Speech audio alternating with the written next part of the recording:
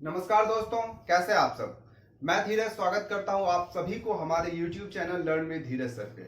दोस्त, आज हम क्लास 10 का जो हमारा मैथमेटिक्स है NCERT हिंदी मीडियम और हम पहला अध्याय कर रहे थे जिसमें संख्या पद्धति, इसे हम कंटिन्यू करते हैं। तो हमने कल तक जो देखा वो था हमारा उदाहरण 1, मतलब कल तक हमने अपना पहला उदाहरण देख चुका था। आज हम इसी को कंटिन्यू करते हैं। आज हम देखने वाले उदाहरण 2। उदाहरण 2 में क्या कह रहा है दोस्त कि दर्शाइए कि प्रत्येक धनात्मक समपूर्णांक 2q के रूप का होता है तथा प्रत्येक धनात्मक विषम पूर्णांक जो है दोस्त ये 2q प्लस 1 का होता है। हमने आपको तो ऑलरेडी बता चुका है दोस्त, सम और विषम संख्या का जो परिभाषा होता है हमारा, कि वैसी संख्या जो 2 से विभाजित हो सम संख्या कहलाती है और वैसी संख्या जो 2 से विभाजित ना हो वो विषम संख्या कहलाती है। तो हमें यहाँ पे इसी सिलसिले को साबित करना है, जहां पे हमें ये दिखाना है कि विषम संख्या का जो पूर्णांक होता है 2q प्लस 1 के फॉर्म का रहता है और सम संख्या का रहता है क्या, 2q के फॉर्म का। चलिए दोस्त, हम क्या करते हैं कि हम मान लेते हैं कि a जो हमारा है एक धनात्मक पूर्णांक है और b जहां पर हमने मान लिया है 2। ध्यान दीजिएगा, हमने माना कि a है हमारा कोई धनात्मक पूर्णांक और जहां पे b क्या है दोस्त हमारा 2 है। हमने ये चीज मान लिया। अब चलिए हम a में 2 से भाग लगाते हैं। तो मान लीजिए यहाँ पे जो इसका क्वोशिएंट है, भागफल है, ये q आ गया और हम इसी सिलसिले को आगे बढ़ाएं तो हमारे पास मान लीजिए शेषफल है वो r आ गया।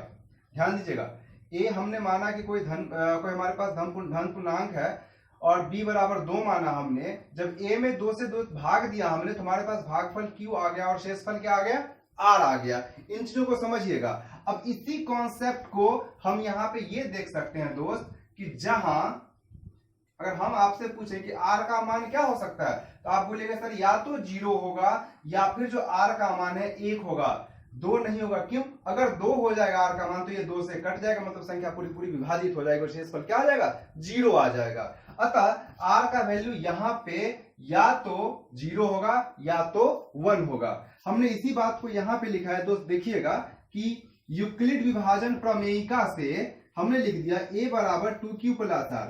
हम जानते हैं कि a बराबर 2q प्लस r, मतलब किसी भी संख्या को दोस्त हम 2q प्लस r के फॉर्म में क्या कर सकते हैं, रिप्रेजेंट कर सकते हैं। लेकिन अगर हम इस केस की बात करें तो हमारे पास क्या है दोस्त, r जो है या तो 0 होगा या तो क्या होगा, 1 होगा, जो हमने यहाँ पे देख लिया है। अब ध्यान दीजिएगा दोस्त, अब हम बात करते हैं अगर a का, तो a का जो संभव मान है क्या होगा, अगर r बराबर 0 हो जाएगा तो a का संभव मान 2q हो जाएगा। अगर r बराबर 1 हो जाएगा तो a का संभव मान क्या हो जाएगा, 2q प्लस 1 हो जाएगा।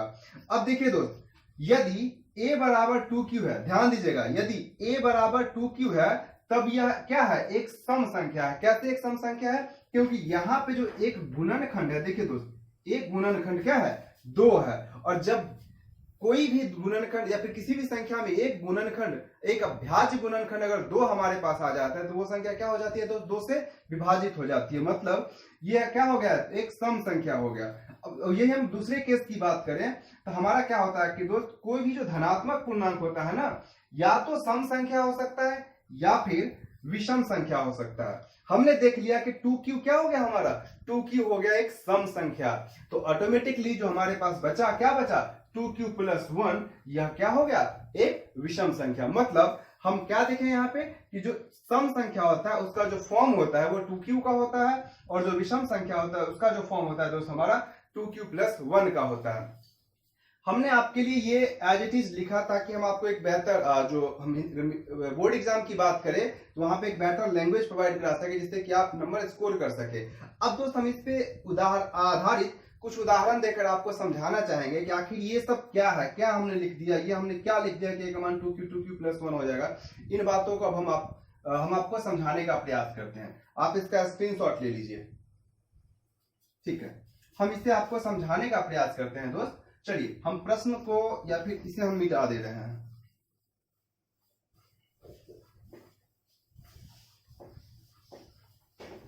चलिए हम अभी क्या पढ़े हैं कि कोई जो संख्या होता है, मान लीजिए कोई भी जो हमारे पास संख्या है दोस्त, या तो 2q या तो 2q प्लस 1, मतलब क्या हुआ, या तो वो सम संख्या होगा या तो वो विषम संख्या होगा।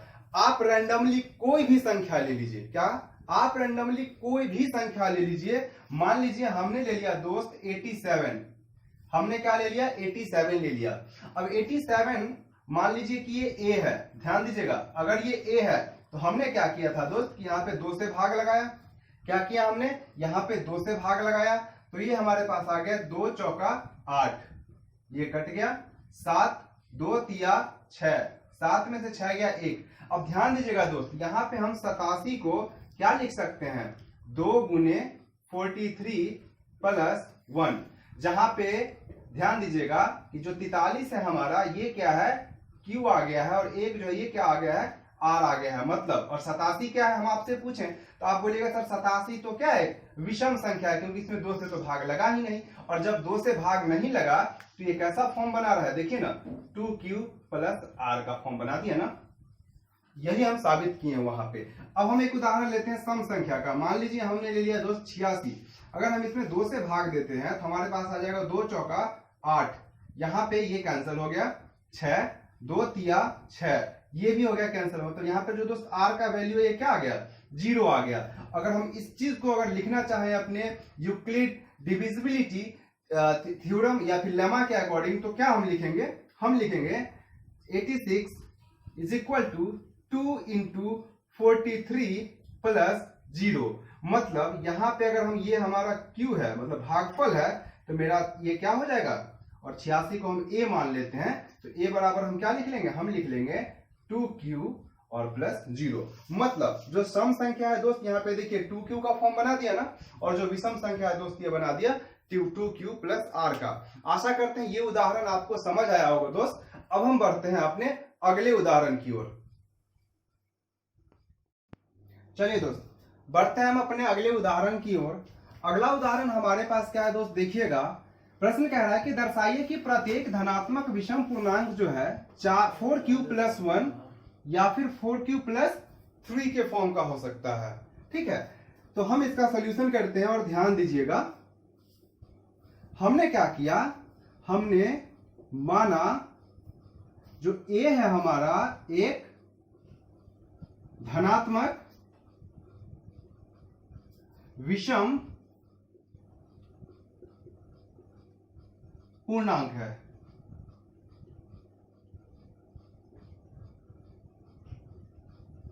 ये क्या होगा हमारा एक धनात्मक विषम पूर्णांक हो गया, तथा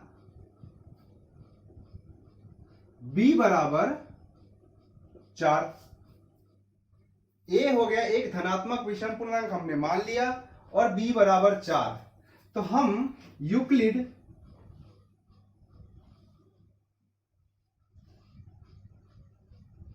विभाजन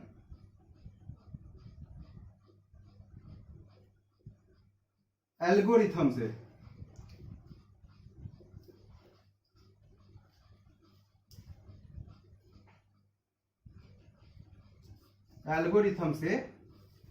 क्या लिख सकते हैं, हम लिख सकते हैं A बराबर BQ प्लस R। Q क्या है एक जहां पे पूर्णांक है। अब समझिएगा इस बात को थोड़ा सा समझने का प्रयास करिएगा यहाँ पे। अब देखिए A हमारे पास एक क्या है धनात्मक विषम पूर्णांक है, जहां पे अगर मैं B की बात करूं तो हमने लिया है 4, और शेषफल के बात करें तो देखिए तो 4 को मान लीजिए कि A में भाग दे रहे हैं, हमारे पास जो भागफल आ रहा है Q आ रहा है। शेषफल की बात करें तो हमारे पास R आ गया। अगर मैं आपसे पूछूं कि ये R का मान क्या हो सकता है तो आप कहेंगे R का जो मान है दोस्त ये हो सकता है 0 या फिर 1 या फिर 2 या फिर 3, क्योंकि हमने पहले क्लास में पढ़ चुका है R का जो मान होता है 0 के बराबर या बड़ा होता है, तथा भाजक जो 4 है हमारा यहाँ पे उससे छोटा होगा। अब यहाँ पे हम देखेंगे लिख देंगे जहां R बराबर 0, 1, 2, 3। ठीक है, R बराबर क्या हो जाएगा 0, 1, 2, 3। अब हम लिखेंगे अतः A का संभावित A का जो संभावित मान होगा हमारा क्या होगा, ध्यान दीजिएगा। पहले अगर हम बात करें फर्स्ट केस में तो हमारे पास A का वैल्यू क्या हो जाएगा, देख ध्यान दीजिएगा हमारे पास B जो है हमारे पास A क्या है 4 है, जो कि हमने यहाँ पे लिख दिया है। अब मैं बात करूं Q की तो Q ही है, बात करूं R की तो पहले बार हमने R लिया 0, जब हमने R लिया 0 तो यहाँ पे हमने वैल्यू डाला 0, तो हमारे पास ये क्या हो गया, देखिए हम इसे पूरा लिखते हैं BQ प्लस R, जहां पे B का वैल्यू हमने 4 माना है, ये हो गया Q प्लस R हो गया 0, मतलब हम इसे लिख सकते हैं 4Q, जो कि हमारा जगह 2 गुने 2Q का फॉर्म बन गया। ठीक है, अब हम दूसरा केस मानते हैं जब R का वैल्यू 1 आता है। अब देखिएगा जब R का वैल्यू हमारे पास 1 आएगा तो हम क्या लिख सकते हैं इसे, BQ प्लस 1। ठीक है भाई, अब अगला केस हमारे पास है जब R का वैल्यू क्या है, 2 है। जब R का वैल्यू 2 है तो हम क्या लिख सकते हैं, A बराबर 4Q प्लस 2। अब देखिए इस आप यहां पे देख पा रहे होंगे 4Q प्लस 2 में अगर मैं आपसे बोलूं कि 2 हम कॉमन ले लेते हैं तो हमारे पास क्या बच रहा है, 2Q प्लस 1, हमारे पास ये बच गया। चलिए इसी को हम आगे बढ़ाते हैं, हमारे पास एक बच गया है R का वैल्यू 3। अगर R का वैल्यू 3 लेते हैं तो A का संभावित मान क्या हो जाएगा, हमारे पास आ जाएगा 4Q प्लस 3। ठीक है, हम लिखेंगे यहां पे, यहां A बराबर 2 इंटू 2Q तथा 2 इंटू 2Q प्लस 1। इसे हम मिटा देते हैं या फिर मैं इसे इस तरीके से कर देता हूं ताकि जब आप इसका स्क्रीनशॉट लें तो वो क्लियर आ सके। A बराबर 2Q तथा 2Q प्लस 1 में 2 क्या है, एक गुणनखंड है,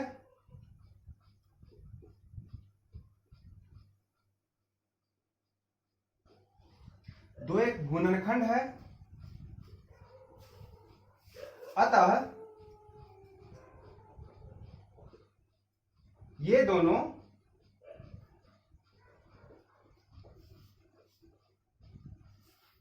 दो से विभाज्य है।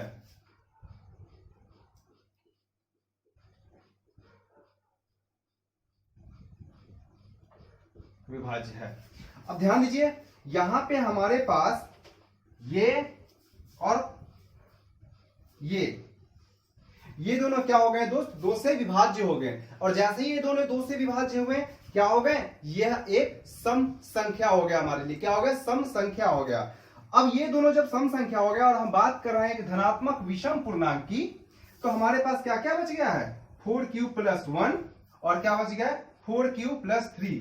इसलिए हम लिख देंगे यहां पे, इसीलिए 4Q प्लस 1 तथा 4Q प्लस 3 क्या होता है, एक विषम धनात्मक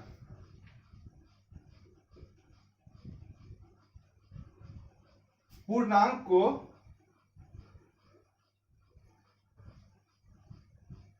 या फिर हम सीधे लिख दे रहे हैं दोस्त कि 4Q प्लस 1 तथा 4Q प्लस 3 क्या है, विषम धन पूर्णांक है, और यही चीज हमें सत्यापित करना था। आप इसका स्क्रीनशॉट ले लीजिए।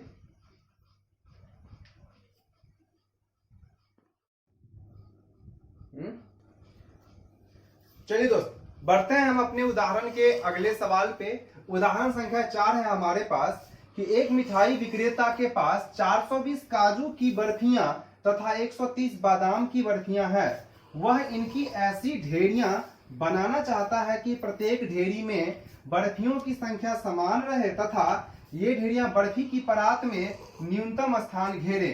ध्यान दीजिएगा सवाल का जो मेन क्लू है जिसे मैंने नीचे लिखा है स्पेशली, इस काम के लिए प्रत्येक ढेरी में कितनी बर्फियां रखी जा सकती है। चलिए हम इस कॉर्नर पे इस चीज को थोड़ा सा डायग्राम के माध्यम से समझने का प्रयास करेंगे।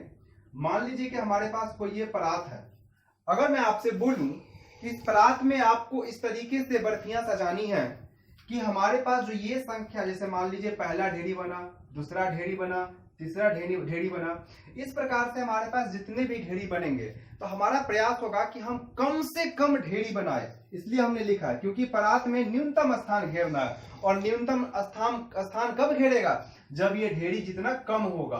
ध्यान दीजिएगा। अब समझिएगा, अगर ये ढेरी की संख्या कम होगी तो हर ढेरी में जो बर्फी का संख्या होगा ज्यादा हो जाएगा। तो हमने इसी बात को यहाँ पे लिखा है, क्योंकि परात में न्यूनतम स्थान घेरना है इसलिए प्रत्येक ढेरी में बर्फियों की संख्या क्या होगी? अधिकतम होनी चाहिए। ठीक है, ठीक है दोस्त। चलिए अब हमें क्या ज्ञात करना है? हमें ज्ञात करना है कि प्रत्येक ढेरी में कितनी बर्फियां रखी जा सकती है। प्रत्येक ढेरी में कितनी बर्फियां रखी जा सकती है। तो हम यहां पे लिखते हैं प्रत्येक ढेरी में बर्फियों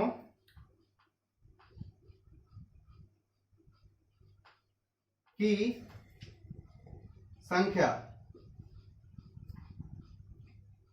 बराबर क्या हो जाएगा दोस्त?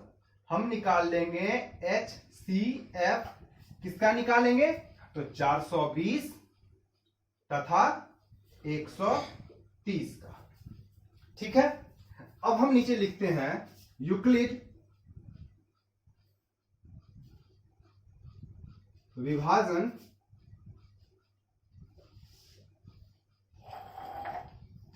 एल्गोरिथम से।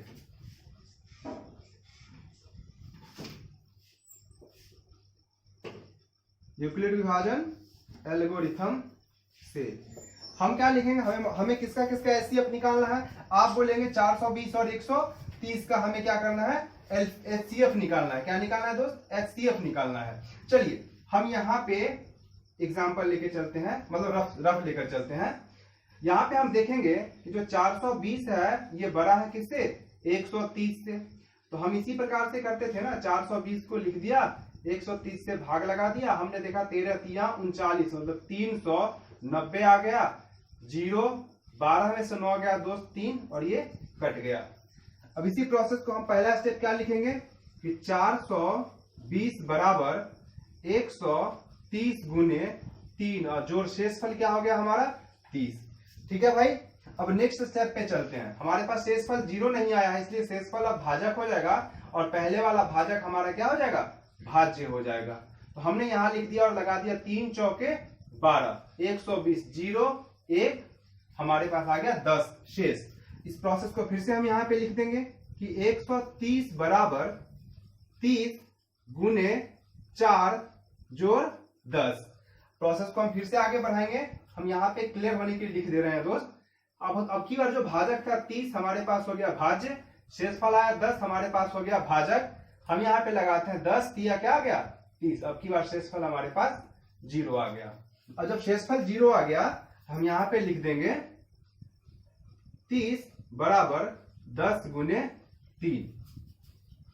यहां पे इस तरीके से लिख दे, चूंकि r क्या है यहाँ पे? 0 के बराबर नहीं है। r क्या है यहाँ पे? 0 के बराबर नहीं है। लेकिन अब की बार r बराबर यहाँ क्या आ गया है? 0 आ गया है। और जैसे ही r बराबर 0 आ गया तो हम यहां पे लिख देंगे अतः HCF किसका किसका? तो 420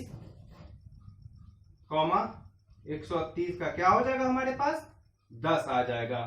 मतलब अगर हम प्रश्न की बात करें तो प्रश्न में हमें क्या बोल रहा था निकालने? क्या बोल रहा था निकालने के लिए कि प्रत्येक ढेरी में कितनी बर्फियां रखी जा सकती है। तो हम लिख देंगे यहाँ पे प्रत्येक ढेरी में बर्फी की संख्या क्या आ जाएगी? हमारे पास 10 आ जाएगी। चलिए दोस्त आप इसका स्क्रीनशॉट ले लीजिए। चलिए दोस्त अब हम बढ़ते हैं हमारा जो पहला अध्याय है वास्तविक संख्याएं, इसका पहला प्रश्नावली है 1.1। इसका पहला सवाल है कि हमें महत्तम निकालना है। दो संख्या हमारे पास है 135 और 225 का। स्टेप ध्यान दीजिएगा, एग्जाम में आपको हर एक स्टेप फॉलो करने हैं और उसी के अकॉर्डिंग आपको पेपर लिखने हैं। अन्यथा आपको तो पता ही है बोर्ड एग्जाम में क्या होता है, नंबर काट लिए जाएंगे। देखिए हम क्या लिखेंगे दोस्त यहाँ पे कि हमारे पास जो दो संख्या 225 है ये क्या है दोस्त, 135 से बड़ी है। 225 135 से बड़ी है। अब हम यहाँ पे स्टेप फॉलो करेंगे। देखिए आपको ये काम करना है कहाँ, तो रफ में 225 में भाग लगाना है किससे, 135 से, ठीक है ना। हम यहाँ पे लिख लेंगे यूक्लिड विभाजन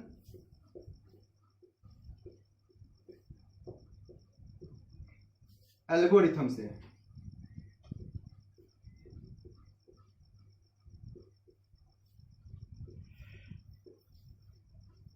एल्गोरिथम से चलिए यूक्लिड विभाजन एल्गोरिथम से हम लोग देखेंगे।